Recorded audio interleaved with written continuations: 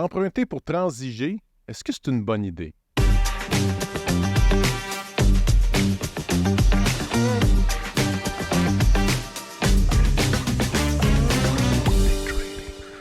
Un chaleureux bonjour à tous et à toutes. J'espère que vous vous portez bien. Ici Patrick à la barre. Je suis super, méga, ultra heureux en ce moment. Pour ceux qui me connaissent, vous allez vous en rendre compte. J'ai une énergie incroyable. Le projet du podcast est rendu à sa 5e saison. Puis on passe à un autre niveau en plus de ça. On ne reste pas toujours au même niveau. Nous, on aime ça quand ça évolue. Puis quand on se challenge puis on sort de notre zone de confort. Les écoutes vont super bien, puis on a décidé, comme vous pouvez le voir, ceux qui sont devant leur écran, qu'on s'est lancé dans l'aventure de la vidéo. C'est incroyable.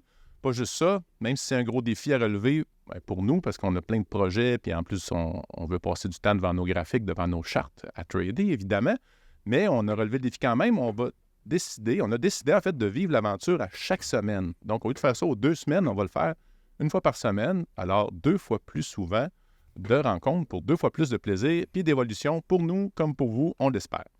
Et je vous invite à vous abonner, à cliquer sur les petits pouces en l'air pour être certain de rien manquer parce qu'il y a du bon stock qui s'en vient, je vous le garantis. Le sujet du jour, emprunter de l'argent pour transiger ou encore emprunter sur marge ou avec un levier, est-ce que c'est une bonne idée? Est-ce que c'est quelque chose de sécuritaire ou est-ce qu'on risque de voir dilapider notre compte à la vitesse grand V? Est-ce que c'est risqué ou est-ce que c'est intelligent? C'est ce qu'on va discuter aujourd'hui. Mais je veux commencer avec une petite expérience de vie. Vu que c'est une nouvelle saison et un nouveau podcast, on va s'introduire dans le sujet graduellement. Mais cette expérience-là, dans le fond, que je vais vous partager, c'est qu'il y a longtemps, j'ai suivi un séminaire, puis là, on parle de il y a 25 ans et plus, là, IHA. Donc, lors d'un séminaire d'investissement en immobilier, un samedi matin, le formateur qui était sur place, il voulait à tout prix vendre sa salade puis dire que l'immobilier, c'était la meilleure option qu'on pouvait avoir pour, dans le fond, investir son argent. Il a comparé l'immobilier à la bourse. Puis il a amené un point qui, à l'époque, me semblait majeur puis qui m'a même freiné, si on veut, dans mon exploration des marchés boursiers. C'est qu'il expliquait qu'en immobilier, on a un incroyable effet de levier. On peut financer à souvent 80 95 même 100 dans certains cas. Puis que ce n'est pas possible d'avoir un équivalent à la bourse. Donc, la bourse ne permet pas ça. Donc, juste avec cet argument-là, il venait taire un paquet de gens qui disaient « Ah non, je vais mettre mon argent à la bourse à la place de le mettre dans l'immobilier. » Donc, c'était sa façon de présenter ça. Mais ce que je me suis rendu compte quelques années plus tard, c'était que c'était complètement fou. Oui, il y a certains produits à la bourse qui n'ont pas de levier, mais il y a un bon paquet de produits financiers qui utilisent l'effet de levier. Généralement, on va parler de compte sur marge ou, dans le fond, on va avoir accès à beaucoup, beaucoup plus de capital que celui qu'on a déposé dans le compte de courtage. Donc, ça existe. Il y en a même que c'est à outrance. C'est sûr que si on reste dans le pays, au Canada, c'est plus régulé, c'est peut-être plus équilibré, mais si on sort du pays, il y a des possibilités tellement incroyables que ça en est, à une certaine limite, en tout cas, ça en est dangereux. Et c'est ce qu'on va tenter d'explorer aujourd'hui. D'ailleurs, je veux quand même vous annoncer que dans un futur épisode, on va faire un débat à savoir lequel des deux approches entre l'immobilier et le day trading est la meilleure. Ça va être super intéressant, puis ça va sûrement être très divertissant parce que je connais les deux panélistes qui vont s'affronter dans le débat. Puis j'ai très, très hâte, donc ça s'en vient très bientôt dans un futur épisode. Donc, restez à l'affût et comme je le disais tantôt, abonnez-vous parce que vous allez on va avoir du bon matériel. Je reviens à mon sujet. L'utilisation de levier à la bourse. On va décortiquer ça pour vous permettre de voir ça de la façon la plus simple et la plus claire possible, puis vous aider à mieux comprendre les impacts que ça a, ce type d'approche-là. Au début de mon aventure, moi, au niveau du trading, j'étais mêlé. Le côté marge, j'avais de la misère à saisir. Ça a pris quelques mois, dans le fond, avant de démêler tout ça. Mais un coup qu'on le comprend, c'est quand même assez simple, mais c'est un petit peu contre-intuitif. Mais pour parler de ça, je suis en compagnie, pour mon plus grand bonheur, nul autre que François Joly-Dubois, alias Fuji Master. Super heureux de te retrouver, mon cher. Comment ça se passe de ton côté depuis le dernier épisode? Ça va très bien. Très content de partir la cinquième saison du podcast Day Trading. Puis, un peu comme tu l'as dit au début, on fait ça nouveau. Hein? On se met au goût du jour. Le monde aime ça, le visuel. Puis, il y a souvent eu des demandes pourquoi vous ne faites pas ça, pourquoi on ne peut pas voir votre visage, mais on casse la glace. Donc, on va se lancer, puis c'est une autre dynamique, puis c'est bien. Je pense que ça va être positif. Ben, au début, quand on a commencé, on a dit on va le faire en audio, comme ça, on n'a pas besoin de se raser, on est lousse. On voulait le faire à la bonne franquette, puis c'est comme ça qu'on l'a approché. Mais là, on voulait passer à l'autre niveau, puis effectivement, comme tu dis, les gens le demandaient. Alors, on s'est lancé dans l'aventure, on s'est laissé influencer, mais on va s'améliorer aussi. Donnez-nous, soyez indulgents s'il y a des petits ajustements au début, mais on va, dans le fond, développer ça tranquillement. Mais c'est toujours un but qu'on soit un petit peu comme si on était dans le salon et on jase tous les deux ou avec les invités, parce qu'on va continuer à avoir des invités. Mais c'était ça, moi, je trouvais bien important qu'on sente que c'est une véritable discussion, là, même si on structure nos podcasts et on se prépare, là, c'est que ça reste naturel. Là, la question qui me brûle les lèvres, est-ce qu'il t'arrive, toi, de transiger sur marge, François? Puis, je dirais 100% sur marge. Un peu comme l'approche que tu as dit tantôt. Est-ce que c'est dangereux de transiger sur marge? Des fois, on n'a pas le choix. Tout simplement à cause des produits qu'on veut transiger. On va parler tantôt de différents produits, là, Forex, Future, même le marché des actions. Mais moi, personnellement, oui, je transige sur marge. Les produits principaux que je transige se transigent simplement sur marge. Là, même si je ne voudrais pas transiger sur marge, même si on a le capital, ça ne fonctionne pas comme ça. Contrairement à des REER, CELI, que c'est pas vraiment sur marge, là, c'est 100% notre capital.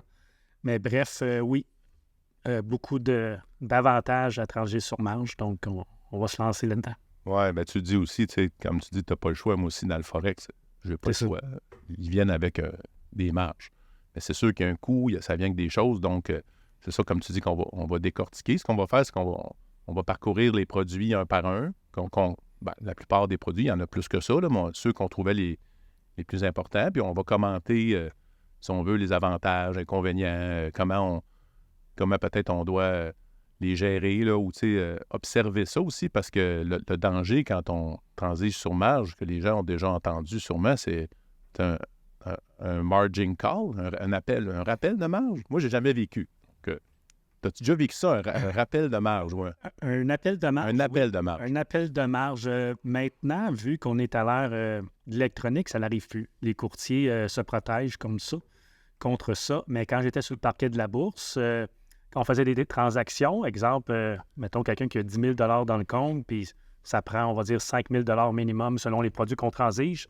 Puis là, mettons qu'il a une mauvaise journée, puis il perd, on va dire, 7 500 donc son compte est rendu à 2 500 puis ça prend 5 000 minimum dans le compte. C'est là qu'il y a un appel de marge. Donc, le lendemain, le directeur, celui qui s'occupe de notre compte, il dit « Bon, ben François, tu as un appel de marge, il faut mettre 2 500 dans le compte. » Fait que là, on faisait un transfert d'un compte à un autre compte, ça va prendre 2-3 jours. Fait que là, vous me voyez venir, là, quelqu'un qui, en langage de trading, quelqu'un qui blowait le compte. Bien, le lendemain, fallait qu'il rajoute de l'argent dans le compte puis qu'il compense plus s'il y avait une perte, s'il était négatif. Donc, avoir un compte négatif, ça existait.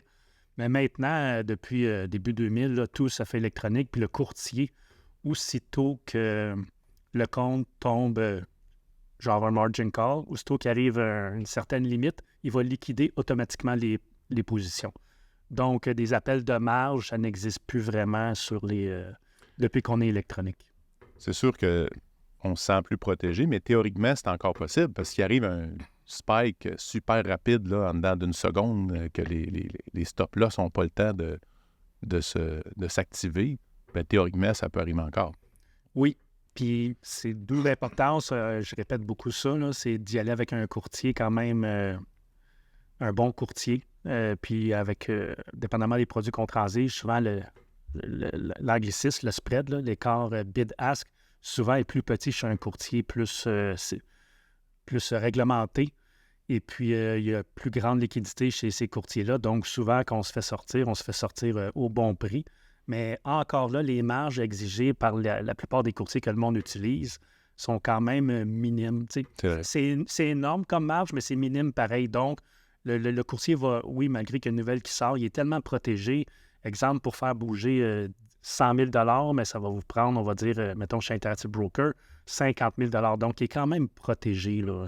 Tandis qu'avec des courtiers exotiques, que ça prend seulement 200, en tout cas, on s'en parlera tantôt, là, mais ça prend seulement 200 dans un compte pour bouger 100 000 effectivement, ça peut bouger très vite. Mais c'est Écoutez, je vous le dis, là, c'est très, très rare. Là. J'ai vu ça peut-être une fois que ça coûte de l'argent au courtier. Faites-vous-en pas, le courtier est là pour faire de l'argent. Il va se protéger.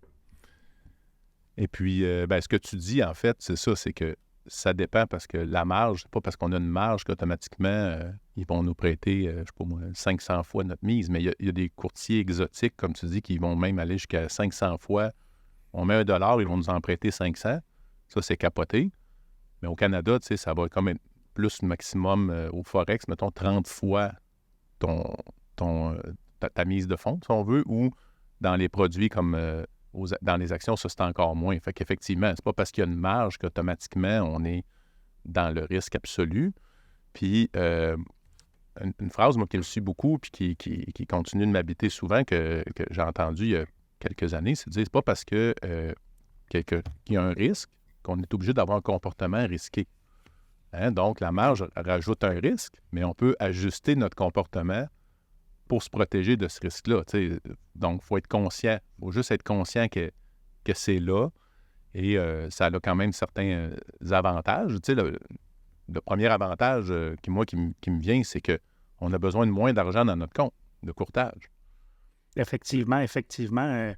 Si on parle du Forex, tu parlais des courtiers exotiques, on peut seulement... Parce que si vous aviez un compte régulier, exemple, pour trader du Forex, c'est le marché des devises ou peu importe quel autre produit, souvent, la plupart des produits, je vais parler pour le Forex, exemple, pour trancher un lot, on va dire comme une action ou un lot, ça représente 100 000 $ de devises. Donc, il n'y a pas grand monde, exemple, qui va transiger pas de marge puis avoir 100 000 $ dans un compte. Donc, le Forex, ça fonctionne avec les marges. Interactive Broker, c'est 50 pour 1. Donc, avec seulement 2 000 $, on peut bouger 100 000 $ de produits. Un peu comme le marché des actions, là, pour faire un parallèle, parce qu'on ne veut pas perdre nos auditeurs.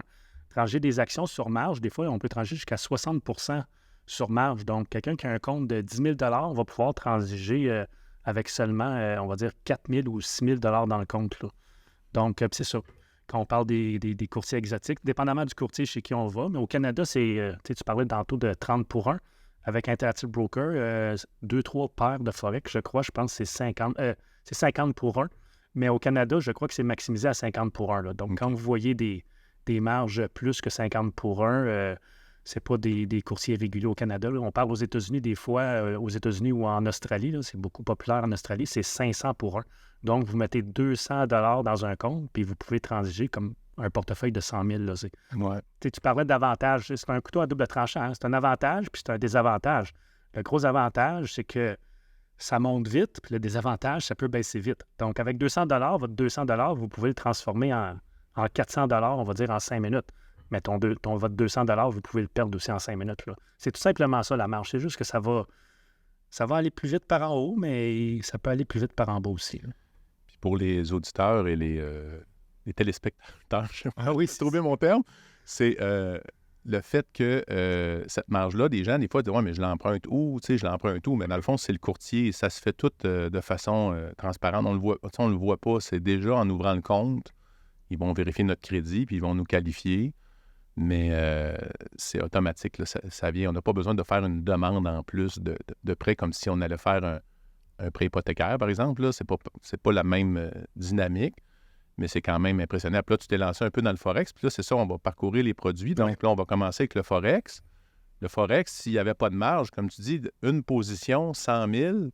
Puis le Forex, il faut qu'il bouge de, mettons, 10 millièmes de dollars pour qu'on essaie de faire de l'argent. Parce que si on essaie on n'attend pas qu'il monte de 20 % là, ça ne bouge pas comme ça. Des devises, c'est plus stable.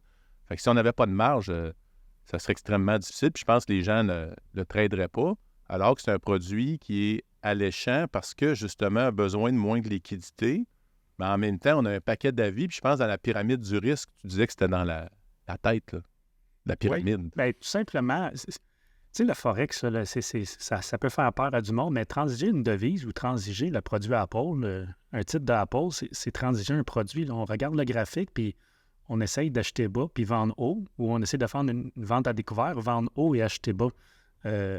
Ou ce que, dans la pyramide, pourquoi c'est dans le top, selon moi, avec les contrats à terme, c'est à cause de l'effet de levier. C'est à cause de la marge, tout simplement.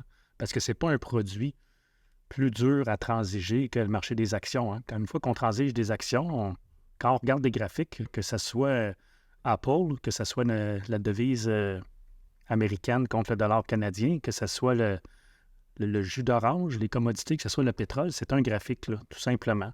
Donc, qu'est-ce qui fait que c'est le Forex, pourquoi c'est dans un produit risqué? Tout simplement parce que la marge offerte est quand même assez élevée. Donc, c'est un peu plus pour on va dire, les négociateurs expérimentés, mais si quelqu'un tire bien son épingle du jeu dans le marché des actions pour le day trading ou le swing trading, parce que je pense pas qu'on fait pas vraiment de l'investissement dans le marché des Forex, là. C'est vraiment plus faire du day trading ou du swing trading à court, moyen terme. Là. Oui. Si vous êtes un spécialiste d'analyse technique, puis ça va bien dans le marché des actions, ça peut marcher très bien aussi Forex ou contrat à terme. Oui, c'est ça. Puis, tu sais, au niveau du risque, bien, c'est sûr que vu que c'est comme partout dans le monde, bien, il y a quand même de l'arnaque aussi. Puis ça, il y a des épisodes, vous irez voir dans le passé, il y a des épisodes pour expliquer les arnaques. Il y a quand même beaucoup de courtiers, entre guillemets, frauduleux, là, à l'extérieur du pays, parce qu'au Canada, on est quand même très bien protégé parce que c'est vraiment compliqué partir une compagnie de courtage. Là. C'est pas qui veut ouvre dans le fond, une entreprise. J'ai même, tu sais, tu parlais de courtier australien. Moi, je n'avais un en Australie, un courtier que j'adorais. Puis à un moment donné, le Canada a changé sa régulation il y a quelques années, puis il a juste dit, bon, on prend plus de clients canadiens. Entre autres parce que je crois que ça prend un bureau, un pied à terre, là, directement au pays, puis avec un paquet de normes incroyables. Puis il y en a d'autres courtiers que j'aimerais bien qui arrivent un jour, puis j'attends parce qu'ils disent, peut-être 2023, mais c'est dur, rentrer au Canada, c'est dur. Fait que, entre autres, c'est une bonne chose que ça soit dur, rentrer au Canada. C'est nous autres qu'on est protégés. On le voit dans la crypto-monnaie. Exemple, Binance, ils sont fait bloquer, je crois, au Canada. Je pense qu'il y a un autre exchange, une autre bourse exotique de crypto qui vont se faire bannir du... C'est pas... Tu sais, quand on entend ça, le bannir, là, c'est pas nécessairement mauvais. Tout simplement, c'est comme tu dis, c'est que le Canada serre la vis, augmente la réglementation. Donc, si ceux qui nous écoutent nous regardent, allez-y avec un courtier régulier au Canada, là, puis votre compte est, je me répète, là, mais c'est important, votre compte est garanti jusqu'à 1 million de dollars. Donc, si vous perdez, si le courtier fait défaut, bien, l'IROC, la compagnie qui chapeaute tous les courtiers, je ne veux pas dire va vous signer un chèque en blanc, c'est sûr qu'il va y avoir des questions, mais ils vont vous rembourser. Tandis que si vous avez un compte en Australie, puis je ne dis pas que ce n'est pas des bons courtiers en Australie, là, mais si ça saute en Australie, bonne chance de récupérer votre argent là-bas. Là. Ils ne sont pas chapeautés, garantis comme nous ici au Canada. Oui, puis si tu as des mesures à prendre, ça va être dans le système judiciaire australien. Là, c'est ça. C'est la même chose qu'ici. Va engager un avocat australien, puis let's go, hein, dépense du cash pour l'avoir. C'est ça. Si ton compte, c'est juste, je sais pas moi, 10, 20 000, tu vas le perdre. C'est ça qui va arriver. On poursuit avec un deuxième produit, dans le fond, puis aussi, je veux mentionner aux gens, on va se discipliner cette année dans la saison. On va faire vraiment des 20 minutes, idéalement pas plus, parce qu'il faut qu'on maintienne la cadence d'être là toutes les semaines. Donc, on va terminer avec un dernier produit pour l'épisode, puis on va pouvoir poursuivre dans une partie 2 de ce sujet-là. C'est les futures. François, toi, tu es un grand trader de futures. Tu as quand même une grande expérience, je pourrais dire, à ce niveau-là. Qu'est-ce qui est la différence, mettons, les futures puis le Forex par rapport au levier, par rapport à comment tu le transiges? Oui, je suis à la base un négociateur de contrats à terme. J'ai suivi mon cours sur le parquet de la bourse. Je voulais transiger le marché des actions. Et puis, un peu comme on voit sur les Instagram aujourd'hui, on m'avait présenté les contrats à terme des futures. On m'avait dit que ça va plus vite, on peut faire plus d'argent vite. Un peu comme on entend souvent pour le Forex aujourd'hui. Donc, j'ai switché, j'ai changé vers les contrats à terme. C'est pas parce qu'on peut faire de l'argent plus vite que c'est de l'arnaque, c'est tout simplement à cause de l'effet de levier. Donc, oui, je suis spécialiste des contrats à terme sur plein de produits. C'est quoi la différence entre le marché des devises, le Forex et les contrats à terme? Tout simplement, le marché des devises, c'est simplement les devises des pays. Tandis que les contrats à terme, les futures, il y en a sur les commodités. Exemple, le blé, l'or, le pétrole, l'argent. Il y a des contrats à terme sur les indices, le S&P 500, le Dow Jones, le TSX. Il y a même des contrats à terme sur les devises. On peut trancher les devises via le Forex, mais on peut trancher les devises via les contrats à terme.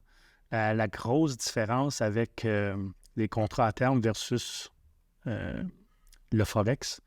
Le Forex, ceux qui transigent le Forex, vous savez, mais ceux qui ne savent pas, Forex, on peut transiger un lot, on peut transiger un demi-lot, on peut transiger un dixième de lot. C'est comme le marché des actions. Si on parlerait en langage des actions, vous pouvez transiger une action, vous pouvez transiger un demi-action, vous pouvez transiger un dixième d'action. Tandis que dans les contrats à terme, ça ne se fait pas. C'est une action. OK. Le langage, on parle de contrat. C'est un contrat à la fois. Donc, c'est pour ça que, dépendamment du produit qu'on transige, exemple, on va dire pour le S&P 500, pour le contrat normal, ça prend 12 000 pour un contrat. C'est quand même élevé. Puis pour le micro, c'est 1 200 pour transiger ce produit-là. Mais si vous transigez, si ça existait, mettons, transiger le S&P en Forex, mettons, vous n'auriez pas besoin de 12 000 ou 1 200 dépendamment de la marge, vous pourriez avoir seulement 100 dans le compte. Donc, c'est ça.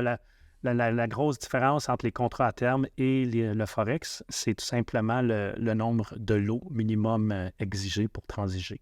Mais sinon, c'est deux beaux produits extrêmement volatiles, parfaits pour le day trading, le swing trading à court terme, là, vraiment à court terme. On ne fait pas vraiment de... Oui, on peut faire de l'investissement, exemple, sur le S&P 500 pour le long terme, là, mais on parle surtout pour le day trading. C'est un produit excellent pour ceux qui veulent se faire du day trading. Mais encore là, il faut être ultra discipliné. Produit sur marge, top de la pyramide, prudence. On utilise les stops, puis on reste discipliné. Puis la marge, est-ce qu'elle est similaire, mettons, par rapport au Forex? Est-ce que c'est... Oui, effectivement. Depuis quelques années, ils ont introduit des micro-contrats, donc rendre ça un peu plus accessible. Donc, avant, pour la plupart des produits, là, ça prenait environ 10 000 US pour transiger un contrat. Pour les contrats à terme, je parle, là, ça prenait 10 000 dans le compte. Puis maintenant, ils ont mis les micro-contrats. Les micro-contrats, c'est un dixième de ça. Okay. Donc, ça prend je vais dire seulement, ça peut être beaucoup d'argent pour plusieurs, là, mais ça prend seulement 1 000 dans un compte pour transiger, exemple, le marché des indices. Tu sais, le monde aime ça, transiger le marché des actions, puis c'est correct, mais tu sais, une fois qu'on a connu les contrats à terme, souvent, c'est dur de revenir en arrière, là, parce qu'on parle souvent du Dow Jones, on parle du S&P, on parle du Nasdaq, mais le monde, ils vont acheter du Apple parce qu'ils pensent que le Nasdaq va monter. Moi, je dis, si tu penses que le Nasdaq va monter, bien, achète le contrat à terme du Nasdaq. Mm-hmm. Après ça, on en reparlera peut-être, là, on fera un podcast là-dessus, peut-être un peu plus spécifique sur les contrats à terme. Il y a quelques technicalités, mais au bout de la ligne, c'est la même chose que transiger le marché des actions. Ça prend tout simplement... Moi, ce que je vois, le gros avantage, c'est la marge. Comme on a parlé, vous n'avez pas besoin de mettre 100 000 dans un compte, seulement 10 000 puis vous allez avoir un compte de 100 000 là. Mais encore là, ça va vite par en haut, par en bas. Donc, la marge était... C'était quand même... ça pouvait se comparer au Forex, mais maintenant, c'est rendu beaucoup plus accessible. Là. Avant, c'était vraiment pour les professionnels. Maintenant, c'est pour... je vais dire, c'est pour monsieur, madame, tout le monde, là, dans un sens monétairement, mais c'est pas pour monsieur, madame, tout le monde. Il faut savoir un peu qu'est-ce qu'on fait, mais financièrement, c'est accessible à tout le monde maintenant. C'est ça. Puis dans tous les cas, pour terminer l'épisode, pratiquez-vous dans un compte démo. Pratiquez-vous en simulation. Vous allez le voir, comment ça réagit. Vous allez le voir comment... Parce que la marge, il y a une limite. Là. Ils vont vous bloquer là, si vous allez trop loin. Et je pense que ça serait ça la petite leçon du jour, là, de dire prenez le temps d'apprivoiser vos produits avant de vous lancer à fond. Oui, parce que là, on parle de marge, là, puis tu l'as mentionné, simulation, ça n'existait pas dans mon temps. Aujourd'hui, là, la plupart des plateformes ont un outil de simulation. Il n'y a pas de... je le dis souvent, c'est pas de l'argent Monopoly. Si vous perdez, on va dire, juste 50 $, mais c'est 50 $ de trop. Là. Surtout quand on parle de produits sur marge. Faites de la simulation, puis si vous êtes profitable, après ça, on y va pour de vrai. Oui. Puis faites-le avec les montants que vous pensez transiger. Mettez-vous pas 2 millions dans le compte si vous avez 25 000. Vous ne verrez pas. C'est pour le vivre, pour voir les chiffres puis les intégrer. Moi, je pense qu'il y a de ça aussi. Là. Donc, écoute, ça fait déjà plus... en tout cas, on a passé notre temps. Moi, j'étais encore très excité. C'est le début. On se trempe l'orteil, voir si l'eau est chaude. Elle est excellente. Elle est à point, comme on l'aime. On va se retrouver dans 7 jours, les amis. Ça va être vraiment une belle aventure, j'en suis sûr. Alors, abonnez-vous, cliquez sur les petits pouces bleus là, pour ceux qui sont dans YouTube. Et gênez-vous pas si vous avez des idées de sujets. On en a un paquet, mais on aime bien ça, répondre, dans le fond, aux interrogations des gens pour essayer de répondre à vos besoins et à ce qui va vous faire évoluer. Nous, tout ce qui touche au sujet, on adore ça, puis on est capable d'en parler à l'infini. C'est quasiment, il faut se retenir. Alors, je vous souhaite une belle semaine, un bon trading à tous, puis on se retrouve dans une semaine. Bon trading!